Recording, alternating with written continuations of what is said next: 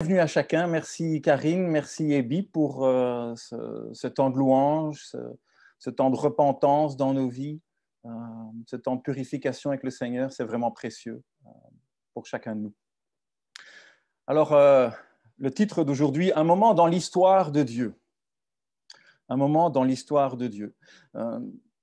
Si vous êtes comme moi, vous aimez peut-être certaines émissions ou certaines séries télévisées qui parlent de l'histoire. Alors, un collègue de EBI à RTBF Ovio, Laurent Dehaussay, dirige cette émission qui s'appelle Un jour dans l'histoire. Peut-être vous connaissez cela. Ils disent, pour définir cette émission, c'est apprendre et comprendre par le passé. Ça nous aide. Ou alors, Karine et moi, on est occupés à regarder, on a commencé là, une série qui s'appelle The Crown. Peut-être vous avez eu l'histoire de la reine d'Angleterre. C'est intéressant de se plonger dans l'histoire comme ça d'une famille royale et on apprend des choses, on découvre des choses. Voilà, nous, ça nous intéressait en tout cas de suivre certaines de ces émissions. Et faisons une transition maintenant, parce qu'on va dire, quand on regarde l'histoire, c'est un petit peu comme cette caméra que vous voyez là maintenant, cet appareil photo, c'est un arrêt sur image. À un moment donné, on s'arrête et on regarde le passé, on regarde l'histoire et on apprend des choses. Et la démarche, on va dire, est peut-être la même pour nous aussi. Pourquoi lire la Bible ? Pourquoi lire la Bible ? La Bible, on peut passer à la dia suivante, que nous pensons est la parole de Dieu, elle est l'histoire de Dieu, et elle est un petit peu, on peut mettre la dia suivante aussi, elle est un petit peu comme notre arbre généalogique.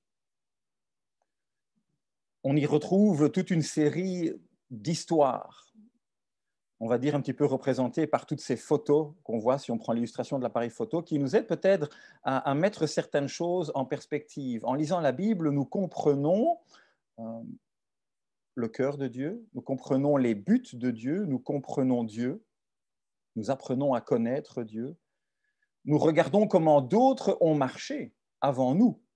En regardant ces images, en regardant les choses du passé, nous comprenons comment Dieu a marché avec eux, comment eux ont marché avec Dieu.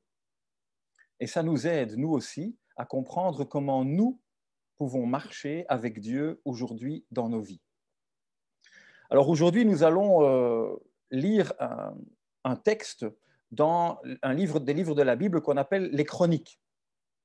Alors, vous savez que dans la Bible, vous voyez cette image qui apparaît là maintenant. La Bible est comme une bibliothèque. Il y a 66 livres, 39 dans l'Ancien Testament, 27 dans le Nouveau.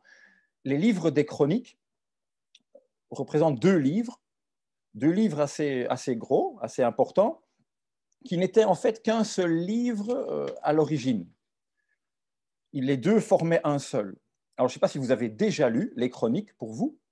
J'espère que vous donnez un petit peu l'envie de le lire, parce que certains ont peut-être des a priori en disant c'est peut-être souvent une liste de noms, c'est peut-être un petit peu, certains disent c'est un peu barbant à lire, certains disent mais c'est la parole de Dieu, il nous la donne, et donc elle n'est certainement pas ennuyeuse à lire, et il y a beaucoup de choses à apprendre. Alors si on devait classer la Bible de manière chronologique de sa rédaction, on va dire que les Chroniques sont en fait les derniers livres écrits dans le canon de l'Ancien Testament. C'est le tout dernier. Dans la tradition hébreuse du canon, il vient à la fin de ce canon, donc à la fin de l'Ancien Testament. La tradition veut que ces livres ont été rédigés par Esdras. Et donc Esdras, si vous connaissez un petit peu l'Ancien Testament, eh bien, en fait, il est question du retour d'exil de Babylone. C'est-à-dire le peuple d'Israël a été exilé. Le jugement de Dieu s'est accompli et le peuple a dû partir au loin, à Babylone, en Assyrie. Et en fait, pour Esdras, il écrit à des personnes qui reviennent d'exil, qui ont passé la période la plus dure de leur vie. Ils ont vu le temple être détruit, ils ont vu l'invasion de Jérusalem, ils ont passé du temps loin de leur pays, très loin, et après 70 ans, ils reviennent, et les choses ne sont plus les mêmes. Il y aura un temple qui sera reconstruit, mais il n'aura pas la même grandeur que celui qu'il y avait avant.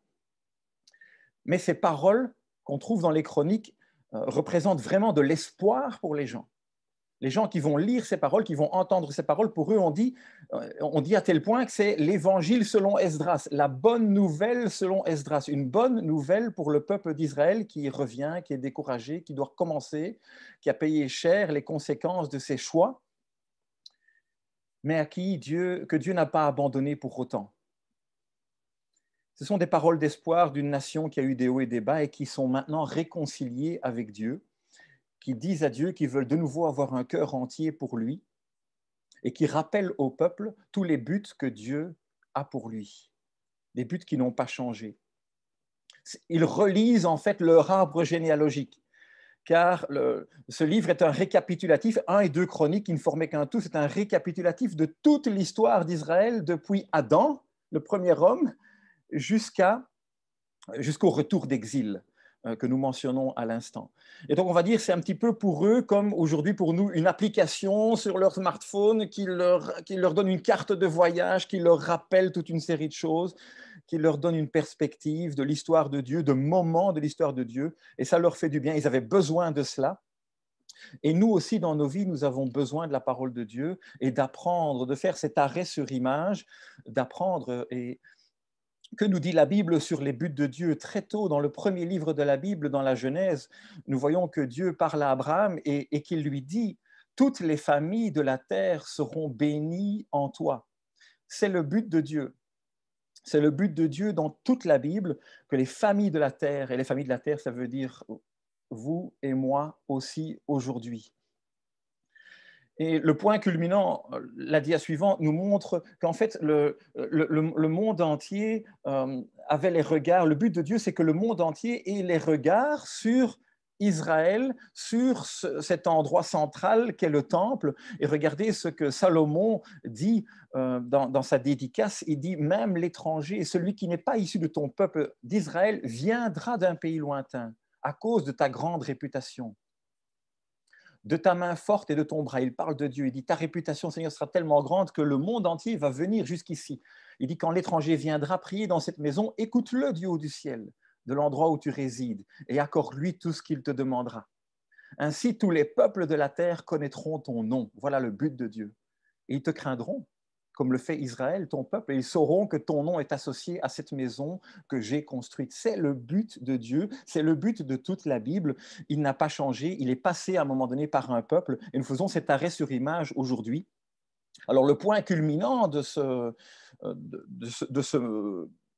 cette partie dans l'Ancien Testament, on va dire, c'est la gloire de ce temple telle qu'elle est décrite là, du temps de Salomon. C'est le point le plus haut avant la dégringolade. Et nous allons lire aujourd'hui un texte qui se situe en fait vraiment à la charnière. Là, c'est Salomon qui parle dans ce texte que nous venons de lire maintenant, mais avant lui, son père, le roi David, lui a donné le relais, lui a donné le bâton pour que lui continue la royauté. Et Salomon l'a amené jusqu'à ce point culminant. Mais avant lui, il y a eu un temps charnière. Et là, ce temps charnière, c'est vraiment la frontière entre les deux livres des Chroniques, entre Chronique 1 et Chronique 2. En fait, 1 Chronique et 2 Chroniques. Et le roi David, la Bible nous dit qu'il était un homme selon le cœur de Dieu. 1 Samuel 13, 14 nous dit cela. C'est un homme selon le cœur de Dieu. C'est la dia, voilà, elle nous arrive maintenant. Un homme selon le cœur de Dieu. Et le livre des Actes au chapitre 13 nous disent la même chose. Alors nous allons lire maintenant ensemble un jour dans l'histoire. Maintenant nous allons faire ce saut ensemble, cet arrêt sur image, un moment dans l'histoire de Dieu et tirer certaines applications, certaines conclusions pour nous aujourd'hui aussi. Vous êtes prêts? On va faire un focus, un arrêt sur image, 1 Chronique 28 et 29, 2 chapitres. Alors, on ne va pas les lire entièrement. J'essaie de faire une synthèse avec vous maintenant en prenant certains versets et en les lisant, parce que c'est en fait, comme dans The Crown, on va dire une histoire de couronnement. Eh bien, le roi David va passer la main à Salomon. La couronne passe à son fils. Et David parle à tout le peuple, et David parle à son fils Salomon, et va dire des choses. Et nous allons voir à quel point David est un homme selon le cœur de Dieu. Et j'espère que vous et moi, nous voulons aussi être des hommes et des femmes selon le cœur de Dieu. Parce que quand on regarde dans le passé, dans l'histoire, d'un moment dans l'histoire avec Dieu, ça nous apprend, nous, aujourd'hui, dans le présent, à aussi marcher avec Dieu et être des hommes et des femmes selon son cœur. Alors faisons cet arrêt sur image avec David et voyons ce qu'il dit au peuple. Et après, ça va être une prière, une dédicace de cette succession vers Salomon. Il dit, 1 Chronique 28, déjà les versets 2 et 3, il dit « J'avais l'intention de construire une maison, que ce soit un lieu de repos pour l'arche de l'alliance de l'Éternel, pour le marchepied de Dieu, et je me préparais à construire, mais Dieu m'a dit, tu ne pourras pas construire une maison en mon honneur, car tu es un homme de guerre et tu as versé du sang. » Dur pour David, Dieu ne lui a pas permis de construire, mais on voit ce qui se passe dans le cœur de David, et dans nos cœurs aussi souvent. Il dit, j'avais l'intention de construire, mais Dieu. Est-ce que nous avons aussi des projets? Et est-ce que nous laissons Dieu être Dieu? Nous avons beaucoup l'intention. Comme David, nous avons des projets dans nos vies. La Bible nous dit que le cœur de l'homme est rempli de projets. Mais c'est le plan de l'Éternel qui s'accomplit. David a fait cette expérience lui aussi. Il reconnaît, il avait l'intention. Mais Dieu n'a pas permis certaines choses. Dieu l'a arrêté. Et Dieu a dit non, ce sera ton successeur qui ira plus loin que toi. David nous donne cet humble témoignage de comment il analyse les choses dans sa vie. Et pour nous aussi, peut-être. Ça nous fait réfléchir par rapport au projet que nous avons. Est-ce que nous laissons Dieu être Dieu et nous guider comme il veut? Voilà déjà une première application pratique que nous pouvons tirer de ce cœur. Et nous continuons. Les versets suivants, les versets 4 à 6, il dit « L'Éternel, le Dieu d'Israël, m'a choisi, dit David, dans toute la famille de mon père. » Certains d'entre vous qui ont déjà lu l'Ancien Testament, nous connaissons comment Dieu l'a choisi. Il était le plus jeune, le plus méprisable de ses frères, celui qui gardait les moutons, et pourtant c'est lui qui l'a choisi. Dans la famille de mon père, pour que je sois toujours le roi d'Israël. C'est moi qui l'a voulu faire régner sur tout Israël. Il a choisi mon fils maintenant, Salomon. Et il dit plus tard, et que Dieu a dit, j'affermirai pour toujours son royaume. Qu'est-ce que nous apprenons de cette déclaration de David, de son cœur? David adopte une posture humble. Il dit, Dieu a des plans pour ma vie, Dieu m'a choisi. À un moment donné, Dieu a arrêté le cours de ma vie et il m'a fait comprendre ce qu'il voulait faire avec moi. Est-ce que Dieu aussi arrête le cours de nos vies aujourd'hui pour nous faire comprendre ce qu'il veut faire avec nous? Moi, je dis oui. Je vois dans la Bible que la Bible enseigne cela. Et David a fait cette expérience que, alors il est devenu le roi d'Israël. Nous ne sommes pas tous des hommes et des femmes appelés à être les rois d'un pays, d'une nation, mais lui, c'était le cas. Mais Dieu est le même, il ne change pas. Dieu choisit des hommes, des femmes dans ce monde. Et en fait, tous ceux qui ont accepté le Christ dans leur vie, qui sont enfants de Dieu, comme nous venons de célébrer dans le repas du Seigneur maintenant, sont ceux que la Bible dit, l'apôtre Pierre parle et il dit que vous êtes une race élue, vous êtes un peuple choisi que Dieu a préparé, Dieu a un but pour vous. Nous sommes des hommes et des femmes choisis par Dieu, voulus par Dieu dans ce monde. Alors peut-être on peut avoir l'impression parfois que nos parents ne nous ont pas voulu, que nos contextes ne nous ont pas voulu, mais Dieu, lui, il nous désire, il nous a créés, il a des buts pour nous. David avait compris cela, il dit Dieu m'a choisi, Dieu m'a mis à une place et Dieu a voulu me faire régner. Et puis Dieu a choisi mon fils, et il a choisi que ce soit mon fils qui fasse la suite. Et puis Dieu, on voit aussi, il dit, j'affermirai pour toujours son royaume. Quand Dieu a quelque chose en tête, ce n'est pas juste pour un temps. L'histoire de Dieu nous montre que Dieu a un but éternel. Dieu voit loin. Dieu voit éternel. Dieu va affermir ce trône de David pour toujours. Et nous savons que de ce trône descendra le Christ. Et le Christ vient jusqu'à nous aujourd'hui et Dieu prépare l'éternité. Dieu a une promesse éternelle. Les buts de Dieu sont pour l'éternité. Alors David continue.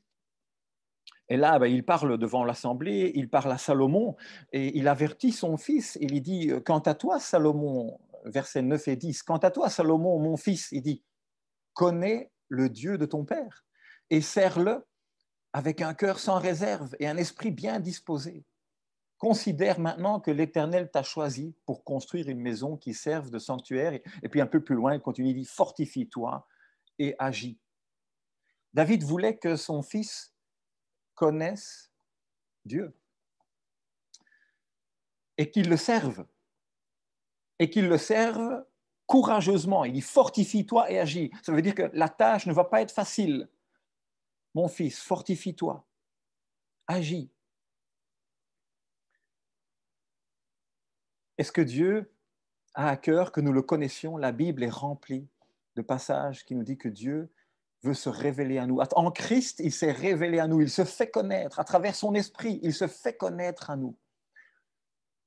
Dieu désire que nous le connaissions. David fait cette expérience. Il encourage son fils à faire cette expérience de connaître Dieu, de le chercher et de le servir. Et le servir courageusement et dans l'action. C'est ce que Dieu désire pour chacun de nous. Et David dit à son fils que c'est par un écrit de sa main, dit David, que l'Éternel m'a fait comprendre tout cela, tous les travaux. Et il parle des travaux et des plans pour la construction du temple. Et là, on se rend compte que David connaissait Dieu à tel point que Dieu lui révélait les détails pour les travaux qui étaient à accomplir, pour les plans de construction, pour le modèle, un petit peu comme Moïse a eu la même chose pour le tabernacle. Si vous avez déjà lu dans Exode 25, Moïse reçoit aussi des plans. Donc, ceux qui marchent avec Dieu, Dieu leur parle. Dieu leur parle aujourd'hui encore par sa parole. La Bible nous dit que ceux qui cherchent Dieu trouvent dans leur cœur des chemins tout tracés. Le psaume 84, verset 6, nous dit cela. Quand on cherche Dieu, quand on cherche à connaître Dieu, on trouve des chemins. Dieu se révèle, et Dieu se révèle à tel point qu'il donne des plans, il donne des modèles de travaux, et Dieu nous donne des idées. On se dit, mais tiens, comment ça se fait que j'ai eu telle idée? Comment ça se fait que j'ai eu tel fardeau sur le cœur, tel détail? Dieu n'a pas changé. David fait cette expérience, il encourage son fils à faire cette expérience et à reconnaître que c'est Dieu qui fait tout cela, que c'est Dieu qui est à la barre et qui donne tous les détails. On continue et on voit que David nous livre encore son cœur. Il nous livre encore son cœur et il dit « J'ai mis toutes mes forces » au verset 2 et 3. Là, on est dans le chapitre 29. Il dit « J'ai mis toutes mes forces à préparer pour la maison de mon Dieu. De plus, dans mon attachement pour la maison de mon Dieu, je donne à la maison de mon Dieu l'or, l'argent que je possède en propre. » Et puis, un peu plus loin, au verset 6, il dit « Les chefs de famille et les chefs de tribus, de milliers, de centaines qui étaient occupés à entendre ce discours de David, ainsi que les intendants du roi, firent des offrandes volontaires. » Le discours du roi est devenu contagieux et le peuple fait ses offrandes volontaires. Qu'est-ce qu'on apprend du cœur de Dieu, du cœur de David encore ici? David se donne entièrement à Dieu. Il dit « J'ai mis toutes mes forces ». Ça nous rappelle ce premier commandement qui dit « Tu aimeras le Seigneur ton Dieu de tout ton cœur, de toute ton âme, de toute ta force, de toute ta pensée ». David a mis toutes ses forces pour Dieu. Est-ce que tu mets toutes tes forces pour Dieu aujourd'hui? Est-ce que je mets toutes mes forces pour Dieu aujourd'hui? Il dit, dans mon attachement pour Dieu, je donne. Est-ce que je suis attaché à Dieu au point de lui donner tout ce que j'ai? David lui donne ses économies, il lui donne ce qu'il possède en propre. Il ne va pas chercher dans la fortune du peuple, il va chercher dans ses économies personnelles et il donne. Il dit, parce que je suis attaché à Dieu. Et je suis attaché à Dieu de toutes mes forces. Et le peuple fait aussi, et c'est important, les mots sont importants, des offrandes volontaires. Personne n'est obligé à quoi que ce soit, mais quand le cœur aime, quand le cœur est attaché à Dieu, quand le cœur comprend les buts de Dieu, il donne, il est généreux. On apprend vraiment beaucoup de choses. Quand on fait cet arrêt sur image, imaginez cet arrêt sur image de ce livre qu'on considérait peut-être poussiéreux ou difficile à lire, mais quelle mine d'or pour nous aujourd'hui dans notre marche avec Dieu. Et nous allons maintenant rentrer vraiment au cœur du cœur de David, où il va vraiment faire cette prière. Il va lancer une prière, un cantique à Dieu qui suit dans les textes suivants, les versets 11 à 15. Et là, ça nous révèle beaucoup de choses aussi. Il nous dit « À toi, Éternel, sont la grandeur, la puissance et la splendeur, l'éternité, la gloire, car tout ce qui est dans le ciel et sur la terre t'appartient. C'est de toi que viennent la richesse et l'honneur. C'est toi qui domines sur tout. C'est dans ta main que sont la force et la puissance. Et c'est ta main qui a le pouvoir de tout agrandir et de tout fortifier. Qui suis-je? En effet, et qui est mon peuple pour que nous puissions te faire ces offrandes volontaires? Nous sommes devant toi, des étrangers et des immigrés. Waouh! Moi, j'ai dit waouh! Moi, quand j'ai lu ce texte, ça fait 1 semaine et demie que je suis occupé à méditer dessus pour cette prédication maintenant. Quand j'ai lu, j'ai souligné ces mots qui sont en jaune là maintenant. En fait, c'est ma manière à moi de lire quand je lis ma Bible et de souligner. Et je vous encourage à faire de même, à sortir les mots importants. Il dit, regardez ce qu'on trouve, il dit « à toi tout ». C'est de toi tout. C'est ta main, tout. Qui suis-je? Nous sommes devant toi. C'est toi, c'est toi, c'est toi, Seigneur. Moi, ça me parle. Est-ce que dans ma vie, c'est toi, Seigneur, qui as la première place? C'est toi qui as tout? C'est de toi que vient tout? Est-ce que je peux dire, moi aussi, comme David aujourd'hui, que tout ce que j'ai dans ma maison, tout ce que je possède, c'est de toi, Seigneur? Tout vient de toi. Je l'ai, mais tout vient de toi. C'est de ta main que j'ai tout. Qui suis-je? Et même les offrandes qu'on t'amène maintenant, elles viennent de toi. Tout vient de toi. Tu me donnes, je te rends. Je te rends ce qui t'appartient. Est-ce que nous avons cette vision de Dieu? Est-ce que nous avons cette vision pour nous-mêmes par rapport à tout ce que nous possédons? Tout vient de toi. Nous sommes devant toi. À quelle posture? Nous sommes devant toi comme des gens de passage, des gens, des émigrés, des étrangers. La Bible nous dit nous sommes des voyageurs sur la terre. David avait déjà cette posture devant Dieu. Waouh! Moi, ça me touche, ça me bouleverse, ça me remet en question.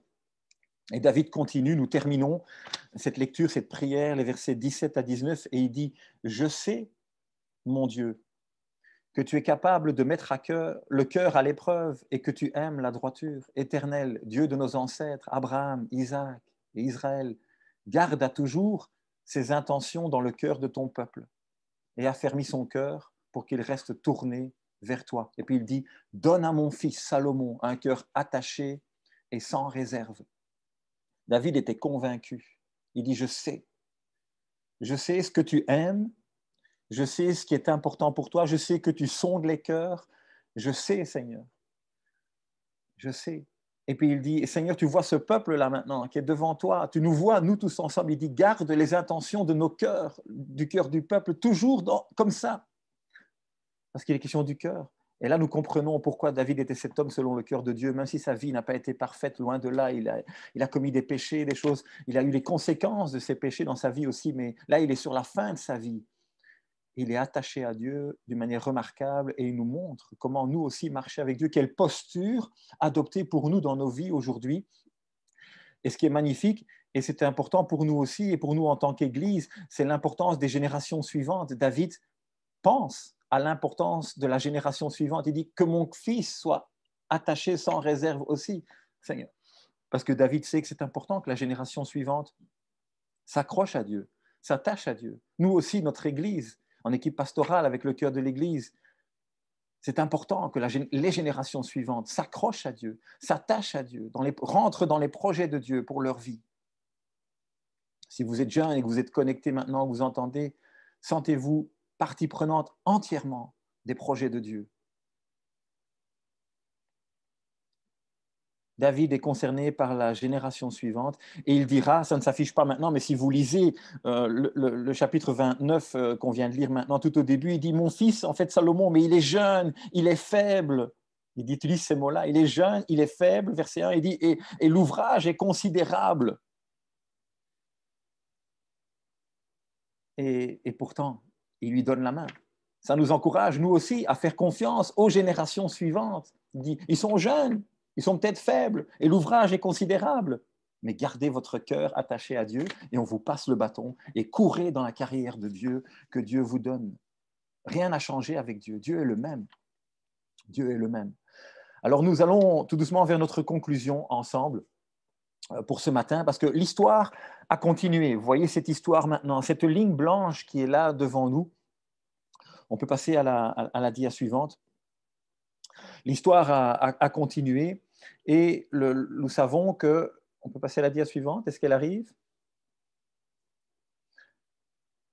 Le point culminant, voilà, on a cette ligne blanche qui est là. Donc la terre, tout à fait à gauche, nous montre le point de départ, la création.